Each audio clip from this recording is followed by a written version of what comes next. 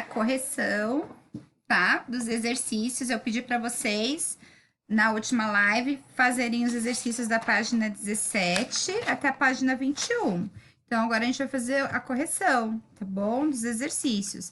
Estamos aqui ainda falando de pronomes, ainda de pronomes como elemento coesivo, ou seja, o pronome que retoma uma outra palavra, que evita a repetição de termos dentro de um texto. Estamos falando ainda sobre o pronome, no caso reto, com a função de sujeito na questão sintática, e também do pronome oblíquo como função de objeto, tá? Então, nós estamos aí fechando esse assunto, tá bem? Então, para fechar, para terminar esse primeiro capítulo da nossa apostila, nós vamos fazer a correção agora. Então, nós paramos aqui, né? Os últimos exercícios que nós fizemos foi até aqui, né? Nós fizemos juntos em live até esse exercício da página 16. Então, na página 16, tem aqui uma reportagem. Quero ser médica e morar um pouco no Brasil e um pouco no Haiti. Falando ainda dos refugiados, das crianças que têm, né, vontade que vêm, né, que são refugiadas, que vêm, que têm contato com crianças refugiadas e têm a vontade, então, de estudar e ajudar as outras crianças passando pela mesma situação, tá? Então, aqui na 29 fala o seguinte: em que local se deu o encontro entre os repórteres, a menina haitiana e o seu pai? Então, foi na Igreja da Moca. Logo, essa resposta está logo na primeira linha, né, da reportagem. Lembrando que na primeira linha, no primeiro parágrafo da reportagem da notícia, são onde tem os elementos, onde, quando, né, e com quem, ou com o que acontece, tá? O 30, não é possível saber exatamente em que igreja se deu o encontro dos repórteres com a criança. Que palavra indica essa impressão? A que classe gramatical ela pertence? Então, a gente sabe que é uma igreja na Moca, mas a gente não sabe qual. No bairro Moca é enorme, tem inúmeras igrejas. E aí, a oração começa em uma igreja da Moca. Então, quando ele usa esse artigo indefinido em uma, pode ser qualquer, ela é uma expressão generalizada, né? Então, o uso do artigo indefinido uma generaliza o substantivo igreja, tá? Então, a resposta aqui seria o artigo indefinido uma. Aí ele pede para você reler aqui a fala da Raquel, né? Então, eu gosto muito de passear no parque também, mas minha mãe nunca tem tempo. Mas quando é dia de alguma coisa, normalmente nos levam para algum passeio aqui na igreja. Então, qual é a atividade preferida da Raquel? Passear no parque. Ela sempre pratica essa atividade? Explique. Não, porque a mãe não tem muito tempo. Ao comentar os passeios que faz, a menina usa a expressão dia de alguma coisa. Duas palavras dessa expressão são imprecisas, identifique. Então, duas palavras neste enunciado não me dá a precisão exatamente do que ela quer falar, né? Então, quando ele fala, então, alguma coisa, tá? Essas duas palavras me dão esse sentido de imprecisão. Então, eu não sei especificar o que é. Então, eu estou usando aqui um pronome alguma, um pronome indefinido. Então, não sei definir o que é, e coisa, que é um substantivo com um sentido mais genérico. O que ela quer dizer com essa expressão? Ela quer dizer dia de alguma coisa, ela quer dizer que está relacionado com alguma data especial, alguma data comemorativa, por exemplo, Dia das Crianças, Dia dos Pais, Dia das Mães. tá? Seria sobre uma data comemorativa. E, para dizer o que faz nesses dias especiais, a menina afirma que nos levam para algum passeio aqui na igreja.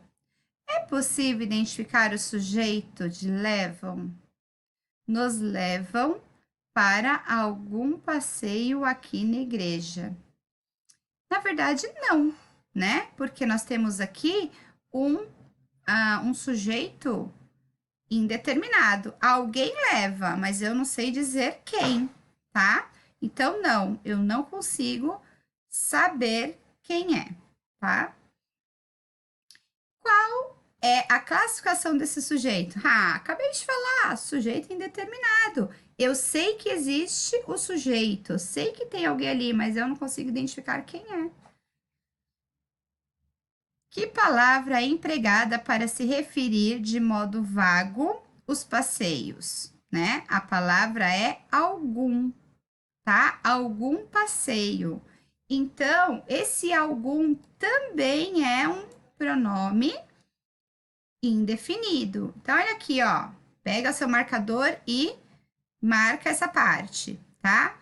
Pronomes indefinidos são as palavras que se referem de modo vago ou substantivos, aos substantivos. Então, ou seja, de modo geral, de modo vago, né? Eu não sei especificar, tá? São exemplos: algum, nenhum, qualquer, alguém, algo, nada, ninguém e tudo, tá bem? Então, são essas palavrinhas, elas chamamos de pronomes indefinidos. Nós nos referimos a algo que não sabemos especificar, tá? Essa especificação também acontece com os artigos. Então, quando eu tenho o artigo definido, o e a menina chorou, o menino caiu, eu sei de quem eu estou falando, tá? Quando eu falo uma menina chorou, um menino caiu, eu sei que foi alguém, mas eu não sei quem, é indefinido. Então, o artigo indefinido e o pronome indefinido, eles são elementos que me traz esse sentido de geral, generalizado, né, no sentido vago da coisa. Então, eu não tenho como especificar, tá? A 32, copie o último parágrafo do texto. Copie do último parágrafo do texto as palavras e expressões que se referem de modo vago ao tempo. Também posso me referir ao tempo, a lugares, a pessoas. Então, as expressões são alguns segundos e um pouco, tá? Então, alguns segundos não tá me especificando quantos exatamente, tá? Um pouco também não me especifica quanto exatamente. Então, são dois aqui um pronome indefinido, um artigo indefinido. E aí vamos falar um pouco sobre pronome no sintagma nominal, né? Então, o sintagma nominal é o meu sujeito, tá? Então, meu sintagma nominal é o meu sujeito, é o meu substantivo. E o substantivo, ele vem acompanhado por determinantes, tá? Estes determinantes podem ser pronomes, artigos, adjetivos. Então, os pronomes também são determinantes, porque acompanham o meu sujeito, tá? Então, a 33. Qual é o assunto deste texto? As crianças refugiadas que viajam sozinhas. Então, a gente está falando aqui desse textinho aqui, tá? 34. Releia o trecho. Eles têm o direito de ir para centros da recepção. Qual é o referente dos pronomes eles em destaque? Ou seja, quem tem direito de ir para os centros da recepção? Então, eles têm direito a ir para o centro da recepção. Quem são estes eles? Ele está perguntando isso. Quem são? A quem se refere eles? Então, eles se referem aos menores desacompanhados, tá? Qual é o sintagma nominal que compõe o sujeito da forma verbal tem? Tem, está com acento circunflexo, é o verbo ter. Então, o tem com acento circunflexo está no plural. Então, estamos falando de eles, tá? Então, aqui, ó, eles têm, ok? Eles têm. O tem com acento circunflexo sempre indica plural, tá? 35. Releia o trecho. Muitas crianças preferem continuar procurando os parentes sozinhas. Qual é o sujeito de preferem? Então, quem preferem? Muitas crianças. Então, o sujeito é muitas crianças.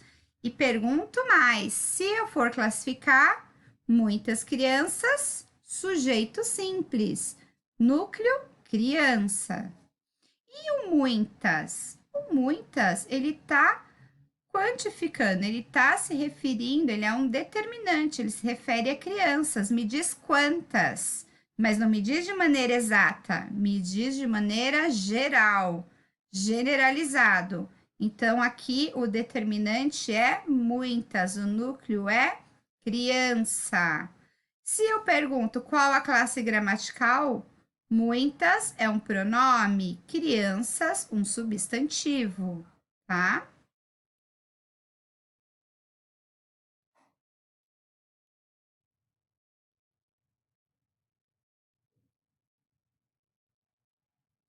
Vamos então à estrutura da oração. Lembrando então que todas as minhas orações, para eu determinar o que é uma oração, conceito básico, toda frase, se tem um verbo, eu já tenho então uma oração. A oração ela tem que ter a presença do elemento verbal. Se eu tenho um único verbo, ela é uma oração do período simples. Se tem mais de dois verbos ou mais, eu tenho então uma oração do período composto, ok? Então, aqui o 36 ele pede para você apontar a alternativa que é falsa. Ana já fez amigos na escola e convive bem com as crianças brasileiras. Então, qual dessas alternativas são falsas? Na frase há duas orações unidas pela palavra e, vamos ver. Ana já fez amigos, primeiro verbo. E convive com crianças brasileiras. Convive, segundo verbo. Então, verdade, são duas orações conectadas pelo e, verdade. Os sintagmas Ana e crianças brasileiras são os sujeitos da oração. Então, Ana fez amigos, isso.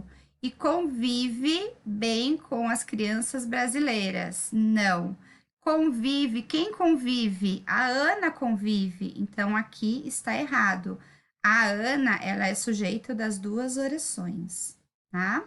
Então, já encontramos. Olha aqui, nas frases o verbo conviver e fazer são transitivos, ou seja, exigem complementos. Então, vamos ver? Ana já fez o quê? Amigos, é transitivo. Ana convive. Quem convive, convive com quem? Com as crianças. Então, é um verbo transitivo.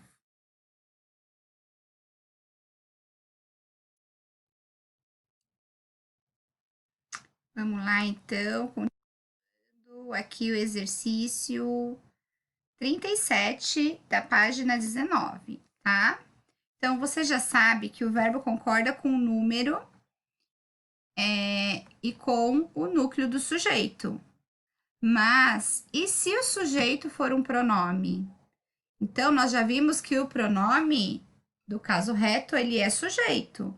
Mas como que eu faço com o verbo? Como eu vou fazer essa concordância, né? Então, a gente está falando disso essa semana, de concordar. Então, qual que é a primícia da regra?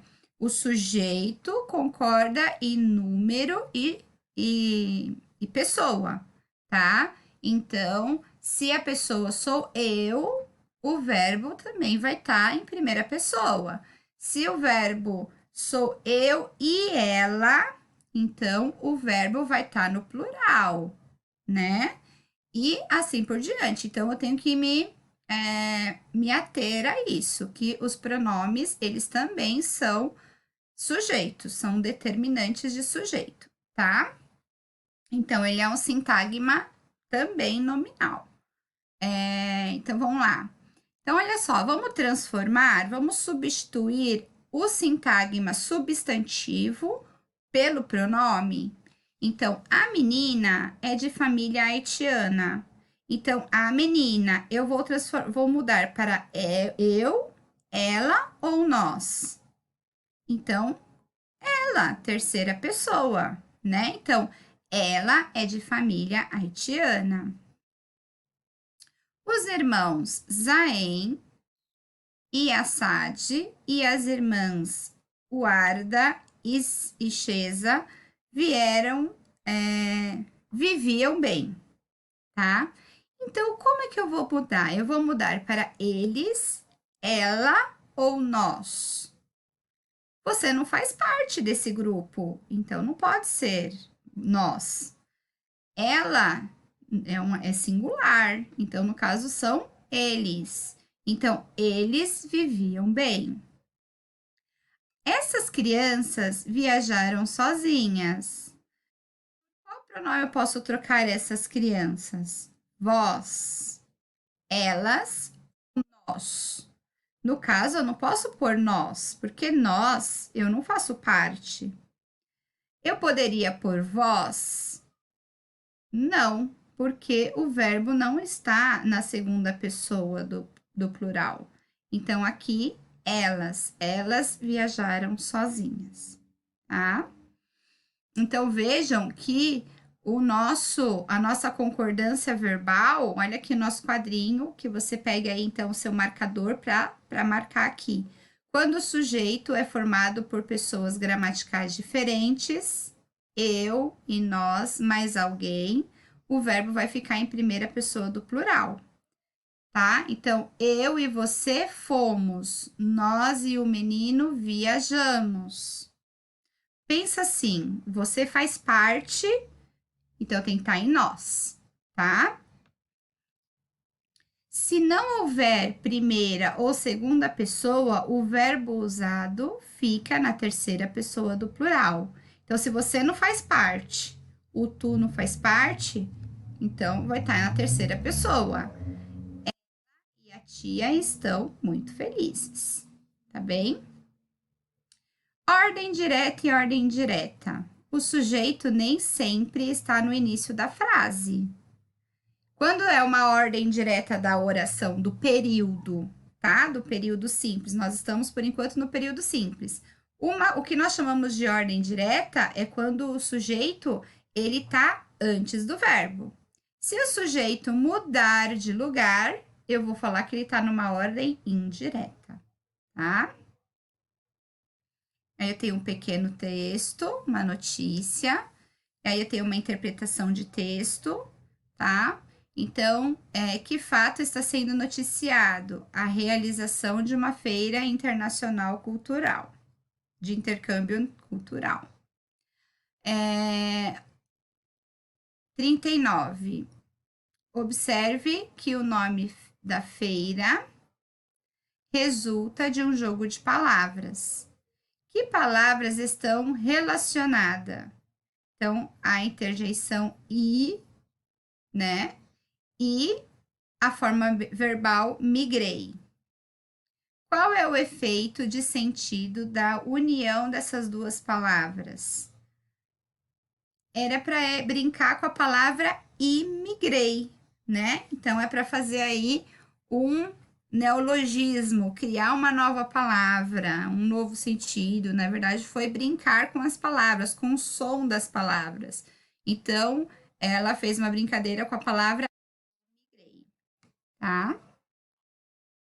Substitui o subtítulo, releia o subtítulo e o início do primeiro parágrafo do corpo do texto, tá? A. Sublinhe de cor azul os sujeitos de cada oração. Então, evento que acontece neste domingo. O que acontece neste domingo?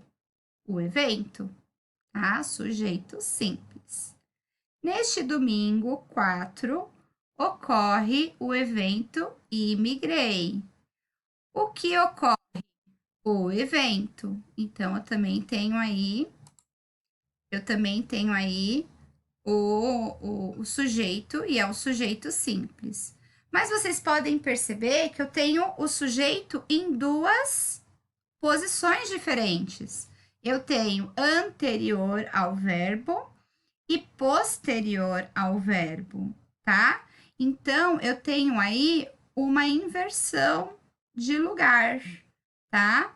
Quando isso ocorre, eu tenho aí o que nós chamamos de ordem direta e ordem indireta. Então, você vai pegar seu marcador de texto e marcar aqui nesse quadrinho, tá? É mais natural construir uma oração iniciando pelo sujeito. É sempre mais fácil perceber o sujeito no começo da oração, né?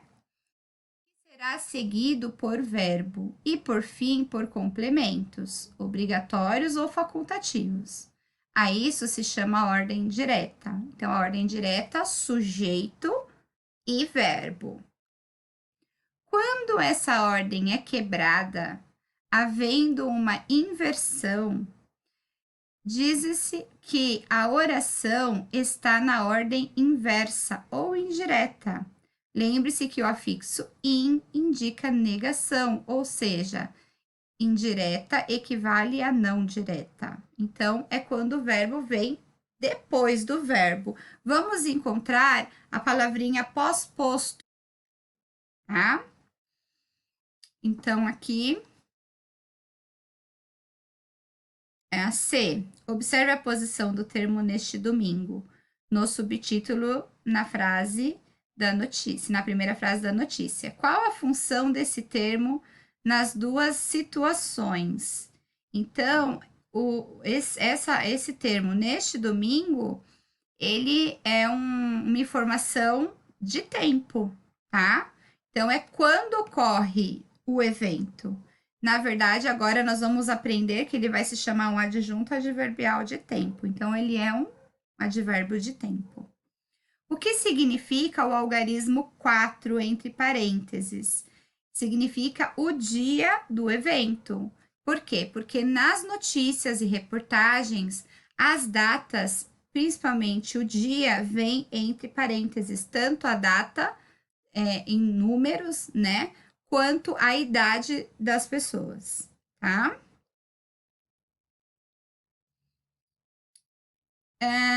Nesse enunciado, serão aceitas doações de agasalhos e itens de higiene. Qual é o sujeito? O verbo é serão.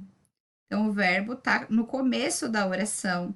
Quem serão, né? Quem serão aceitas? Quem serão, tá? Serão aceitas doações de agasalhos e itens de higiene. Então, aqui eu tenho um sujeito composto, ok?